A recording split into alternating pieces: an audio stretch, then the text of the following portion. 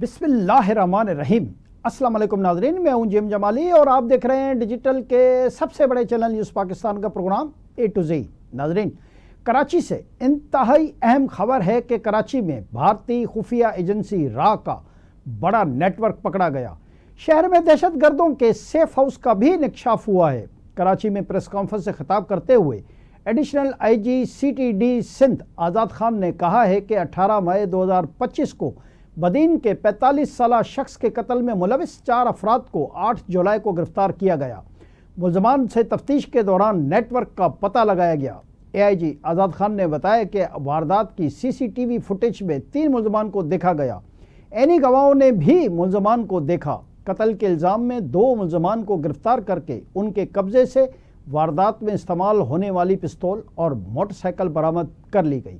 انہوں نے کہا کہ دوران تفتیش اس بات کا انکشاف ہوا کہ قتل کی منصوبہ بندی سنجے نامی بھارتی ایجنٹ نے کی۔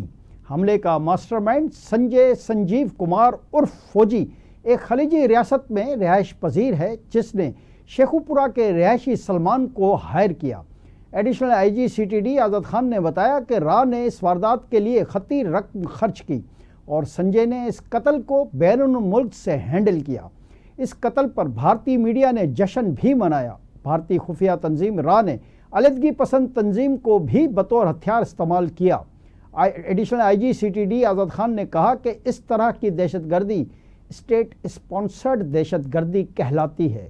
معاملہ ہر فورم پر اٹھائیں گے۔ گرفتار ملزمان سے تحقیقات جاری ہیں۔ مزید گرفتاریاں بھی متوقع ہیں۔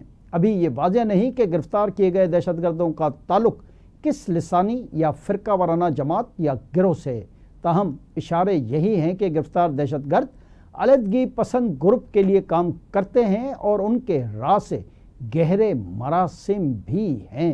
جی ناظرین، دوسری جانب فیلڈ مارشل سید عاصم منیر نے سول و عسکری اداروں کے تعاون کو بلوچستان کے مسائل کے حل کے لیے ضروری قرار دیا ہے۔ فیلڈ مارشل سید عاصم منیر نے بلوچستان تربت کا دورہ کیا۔ بلوچستان آمد پر فیلڈ مارشل کا استقبال کور کمانڈر بلوچستان نے کیا۔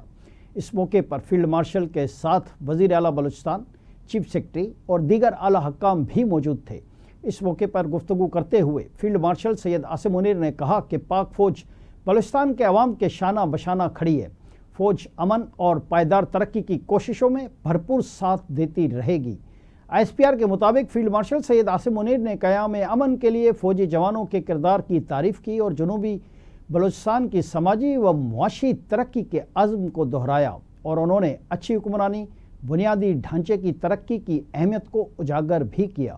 آئی ایس پی آر کے مطابق فیلڈ مارشل سید عاصم منیر نے فطرت الہندوستان کے خلاف کامیاب آپریشن اور سیکیورٹی سے متعلق بریفنگ بھی سید عاصم منیر کو دی گئی۔ جی ناظرین، دریا سنا کوئٹہ سمیت بلوچستان کے مختلف اضلاع میں موبائل فون انٹرنیٹ سروس بحال کر دی گئی ہے۔ حکام کے مطابق mobile phone internet data service Balochistan high court کے حکم پر بحال کی گئی ہے۔ واضح رہے کہ صوبے بھر میں موبائل فون انٹرنیٹ سروس 6 اگست سے معطل تھی۔ گزشتہ روز ہائی کورٹ نے موبائل فون انٹرنیٹ سروس بحالی کے احکامات جاری کیے تھے۔ جی ناظرین، ادھر وزیر خارجہ سینیٹر اسحاق ڈار بنگلہ دیش کے 2 روزہ سرکاری دورے پر روانہ ہو گئے۔ اسحاق ڈار کا دورہ بنگلہ دیش حکومت کی دعوت پر ہو رہا ہے۔ ڈھاکہ میں نائب وزیر اعظم و وزیر خارجہ اسحاق ڈار کی بنگلہ دیشی قیادت سے اہم ملاقاتیں بھی ہوں گی۔ Ishaq Dar chief adviser professor محمد یونس اور خارجہ امور کے ایڈوائزر محمد توحید حسین سے بھی ملیں گے۔ ان ملاقاتوں میں 2 طرفہ تعلقات کے تمام پہلوؤں پر تبادلہ خیال کیا جائے گا۔ وزارت خارجہ کی جانب سے جاری بیان میں بتایا گیا ہے کہ یہ 13 برس بعد کسی بھی پاکستانی وزیر خارجہ کا پہلا دورہ بنگلہ دیش ہے۔ دوسری جانب بنگلہ دیش نے 1971 کے بعد پہلی بار پاکستانی حکام کے لیے ویزا کی شرط 5 سال کے لیے ختم کر دی۔ غیر ملکی میڈیا کے مطابق بنگلہ دیش اور پاکستان کے سفارتی اور سرکاری پاسپورٹ رکھنے والے افراد کو اب دونوں ملکوں کے درمیان سفر کرنے کے لیے ویزا کی ضرورت نہیں ہوگی۔ نوبل انعام یافتہ محمد یونس کی قیادت میں بنگلہ دیش کی عبوری حکومت نے باہمی ویزا استثناء کے اس معاہدے کی منظوری دے دی ہے۔ اس کے پریس سیکرٹری شفیق الاسلام نے ڈھاکہ میں نیوز کانفرنس میں بتایا کہ بنگلہ دیش کے 31 دیگر ممالک کے ساتھ بھی اسی نوعیت کے معاہدے موجود ہیں۔ شفیق الاسلام کا کہنا تھا کہ اس معاہدے کے تحت پاکستانی حکام کو بھی بنگلہ دیش میں ویزا کے بغیر داخلے کی اجازت ہوگی۔ جی ناظرین، عالمی افق کے حوالے سے ایک اور اہم خبر ہے کہ آپ کو ہم اس کی بھی آگاہی دیتے چلیں کہ امریکی وزیر دفاع پیٹ ہیگسیٹ نے پینٹاگون کی خفیہ ایجنسی کے سربراہ کو عہدے سے برطرف کر دیا۔ امریکی میڈیا کے مطابق وزیر دفاع نے ڈیفنس انٹیلیجنس ایجنسی کے director lieutenant general Jeffrey Kruse کو اعتماد کھو دینے کے سبب عہدے سے ہٹایا ہے۔ اپریل میں دعویٰ کیا گیا تھا کہ وزیر دفاع کے قریبی حلقوں میں اختیارات کی جنگ کے سبب پینٹاگون ہلچل اور افراتفری کا شکار ہے۔ وزیر دفاع نے ایسے افراد کو مشیر بنایا ہے جو ایک دوسرے کے حریف بن گئے ہیں، جس کی وجہ سے ماحول کشیدہ ہے اور لوگوں کو غیر متوقع طور پر نوکریوں سے نکالا جا رہا ہے۔ آج کے لیے اتنا ہی۔ اگلے پروگرام تک کے لیے اپنے میزبان جی ایم جمالی کو اجازت دیجیے۔ اللہ حافظ۔